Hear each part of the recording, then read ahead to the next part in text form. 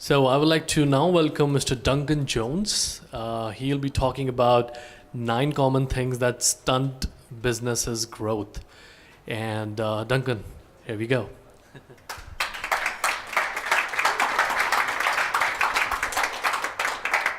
Yeah, cheers. I'm Duncan. You can hear from my twang already probably that I'm from New Zealand. I've been in digital marketing since 15, 16 years old, back when AdWords first launched and it was 10 cents a click, back in the glory days. I'm head of strategy and growth at Web Profits, a digital growth consultancy. The one good thing about working at a digital growth, there's lots of good things, but one of the good things about working for a digital growth consultancy is you see businesses across all industries, across all stages of business growth, and good businesses and bad businesses, ones that struggle. So today I'm just going to give you some insight into 9 common things we see that are holding them back from growth. I thought I'd ask my LinkedIn audience what is holding back businesses from growth. I figured the first 9 answers I'd get would be the things I'm running through today. Turns out there's a lot of things holding businesses back from growth. So the 9 that I'm going to give you, they've definitely got a marketing slant. I'm a marketer, but I hope you take away just one of them and improve in your own business because it will definitely impact your growth in a good way. Number 1 is silos. Silos, everyone knows they hold back growth. You can have silos between departments. You've got your marketing and your sales departments. They always seem to be at wars across all different companies, but they hold back growth because of lost opportunity. If you've got your marketing team driving heaps of leads to the sales team, and the sales team aren't feeding back information about the lead, about which ones are good, which ones are bad, you've lost a lot of opportunity to keep improving your marketing there. Silos can also be between departments, within departments though. So you've got your content team, your email team, your social team. If you're creating an awesome piece of content for SEO purposes, and you're not sharing that with your email database and not promoting that on Facebook and not capturing emails, you're missing a lot of lost opportunity. They can also be between external partners, so agencies, consultancies, anyone you use externally. Everyone passes the buck. There's a lot of double handling, a lot of explaining things multiple times, and it's not very often that agencies talk to each other. So that's again lost opportunity that's impacting growth. So what should companies do?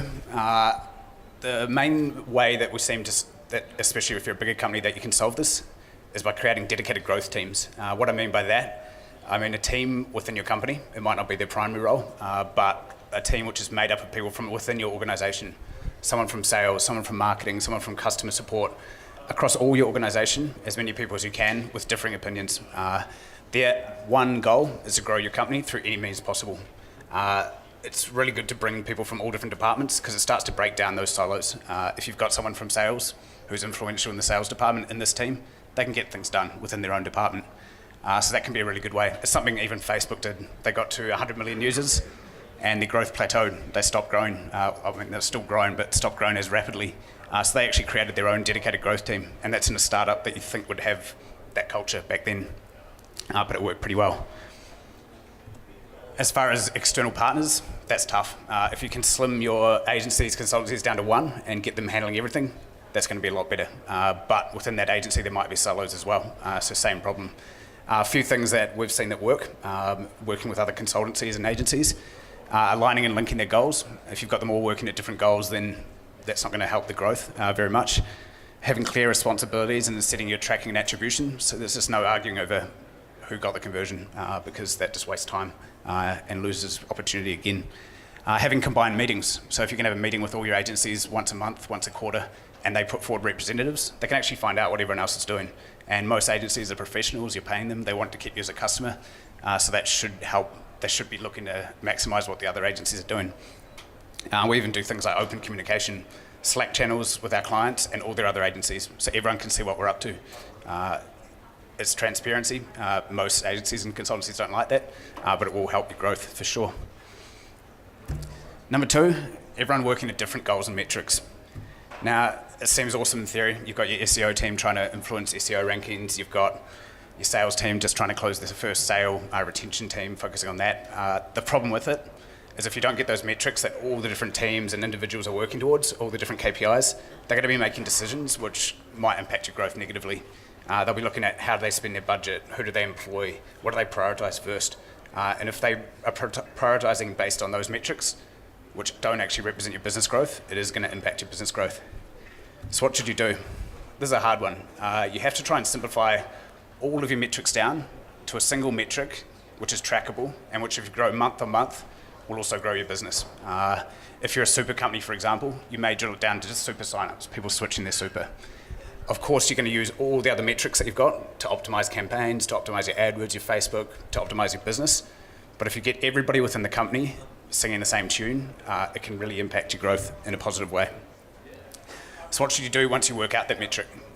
You should regularly share it. You should have a dashboard. You should email it out to your company. You should share it monthly. You should regularly share it so everybody in the company knows how it's going, how is business growth going. That way, you'll find that people within the company start optimizing their time, their budget, how they prioritize, with that metric in mind, rather than all the different other metrics that they're trying to grow. They'll still use those metrics, but if they start thinking with that mindset that I want to grow this metric month on month, and you celebrate the wins, it will definitely have a positive impact. You don't have to get that metric right straight away as well. You might find you've been using a single metric for 2 months, and it's grown month on month, week on week, but your business isn't grown. You've potentially got your metric wrong. The super example, that's a real example. We found a lot of companies were switching super, great, we're growing that metric month on month, but they weren't funding their accounts. They weren't actually telling their employer that their super had changed. So we switched that to be funded super accounts, and then later on funded super accounts with a $100,000 balance. So you can keep evolving that metric that you're tracking towards. And if your business pivots and you launch a new product, it might be growing that metric.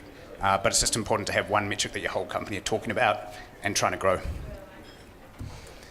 Another thing, not knowing the numbers.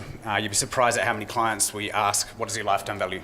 What's your lead to sales close rate? What's your profit margin on a sale? Most of them, not most of them, a lot of them don't know it. They don't know the numbers, and it impacts growth because you make the wrong decisions. Here's an example of a wrong decision you could make with your digital marketing, for example.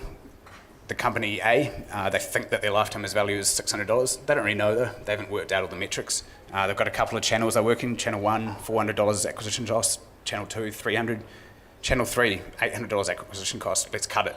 It's not profitable. The competitor, on the other hand, who's actually done all the maths and worked out exactly what their lifetime value is, they know it's profitable. So not only will they keep that third channel on, they'll actually ramp up and be more aggressive with their bidding. And if you're competing against that type of customer, you're in trouble. They can spend more on AdWords, they can spend more on Facebook than you to get that client. So that definitely impacts growth, not knowing your numbers. What should you do? You have to do the work. You have to ensure that, firstly, the data that you're pulling out of all the different platforms is correct. The tracking that you're using, the attribution model you're using is correct. Otherwise, that can lead you to a wrong decision, even though you did the calculations. And then you have to actually just do the maths and work it out. That's the lifetime value formula. For some reason, there's about 30, 40 different formulas on ways to work it out, and they're all complex. But if you work it out with the data you've got, you can just keep improving it. So it doesn't have to be perfect first time again. It's just good to have that in the back of your mind, because then when you make a decision, you'll have a better inkling if it's a good decision or a bad one, and won't turn off things that are actually growing your business. Number 4, one-off marketing. So one-off marketing departments, especially within huge companies, love it. Especially ones that have come from a brand-focused or offline-focused mix and then changed over to digital marketing. The reason they love it, it's exciting. It's awesome to run one-off events. It's awesome to launch content about a timely thing. But the problem with that is all that time and effort that you put in has a limited time to make your return on that investment. So you do all your design, your development, your copywriting, your planning, you launch your campaign, say the 2017 business trends. Great, you launch your piece of content, you get your return, then it stops. It's not really relevant in 2018.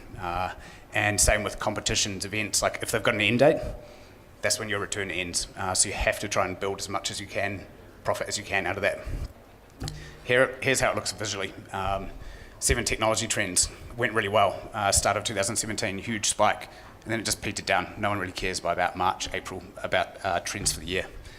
On the other hand, a piece of evergreen, always-on content, that's still delivering results today. That was the same amount of time, same amount of effort, same budget, same investment, but it's still delivering results.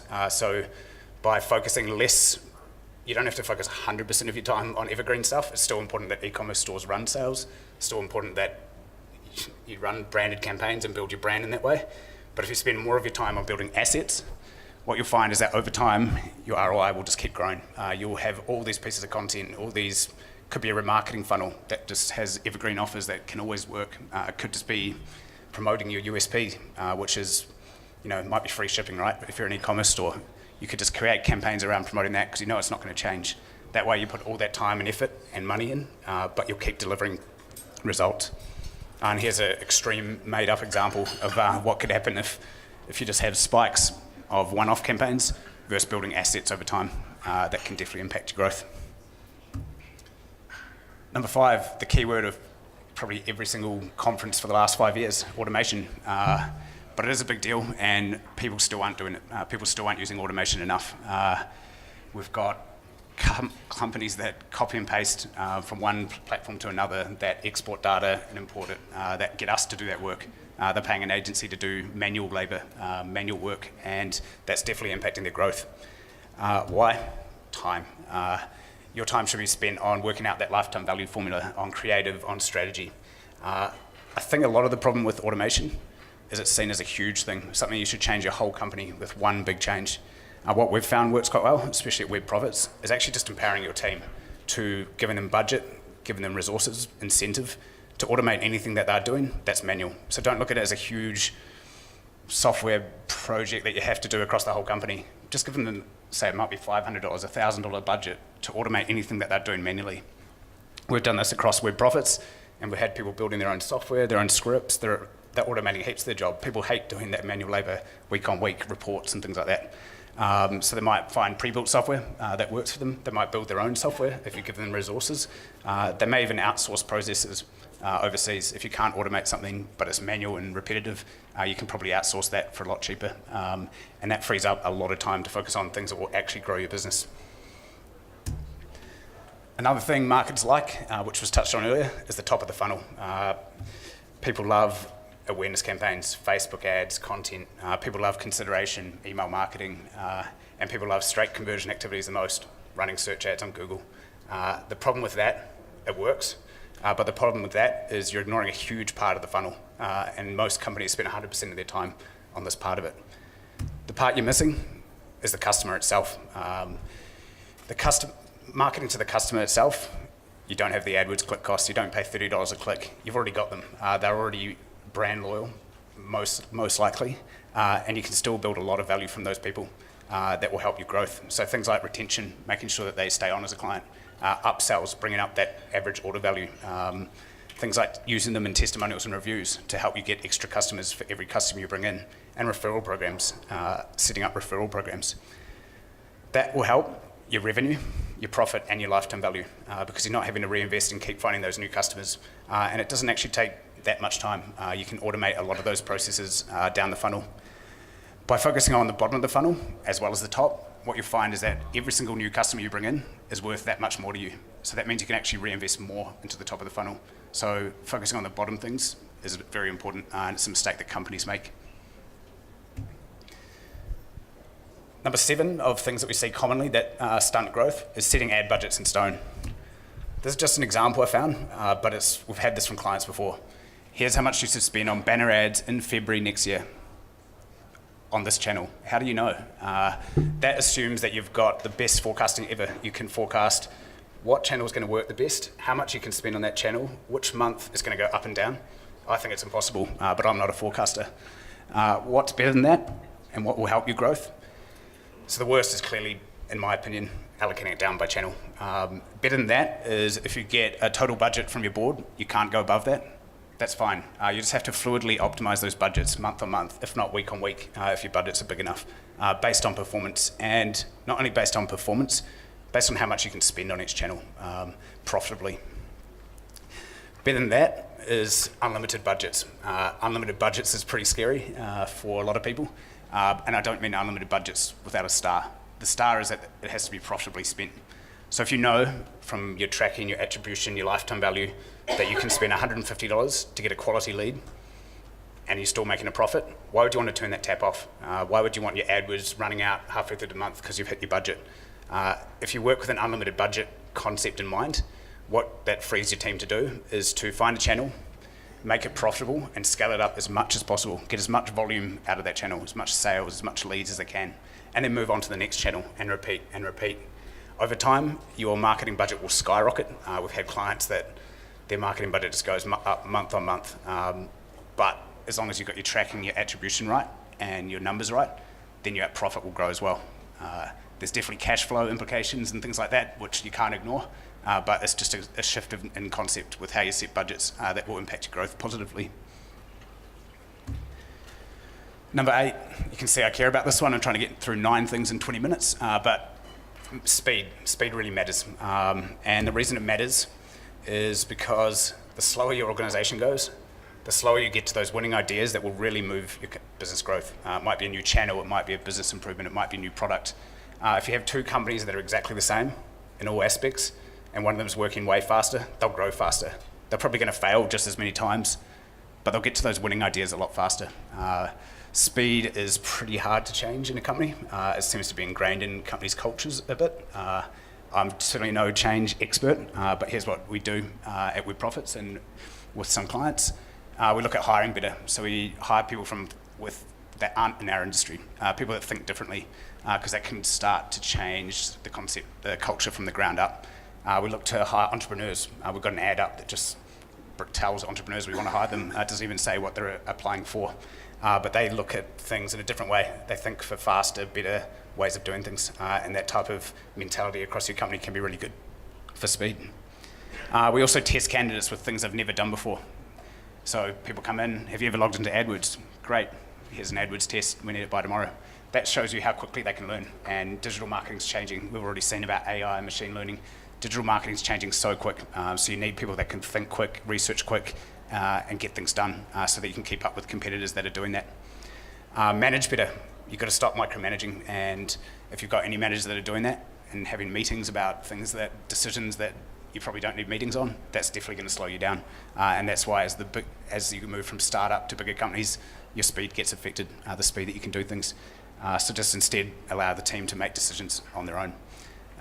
And the manager instead should just be working on removing roadblocks and creating processes and documenting things and getting through compliance and getting the development team to hurry up and things like that, and stepping out of the way and letting their team get on with things and test things and track them. If you do have slow teams, you've got to show them wins. You've got to get their buy-in somehow. It's pretty hard, but if you get their buy-in, show them that the progress that they're making, the speed that they're going is impacting in a positive way, will hopefully help. And if their KPIs are aligned, like I talked before, having everyone's KPIs aligned, hopefully that will help as well. The 9th one and last one is not prioritising correctly. Everyone's got a to-do list, and you know how easy it is and how satisfying it is just to tick off all the easy ones. Checking your emails, replying to emails, updating some copy, things like that. Of course it's easy to do that, and people seem to like that, and that's fine. Unless you're looking at it at a company level.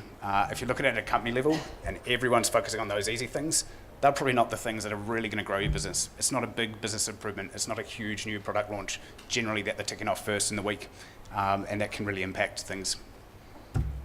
So what we do, we use a prioritisation method called ICE. There's one called PI. I don't know why all these names, but there's a lot of different ways you can prioritise. We chose this one, just works across our company and our clients. And essentially, you grab all the ideas that could grow your department, grow your business, anything you need to work on, and rate them out of 10 or 5 for 3 things. Impact. What impact will it have on growing your one metric, that metric I talked about before? How likely is it to grow that metric? Confidence. How confident you are based on past experience, based on what you can see competitors doing, that it will work. And ease of implementation is the biggest.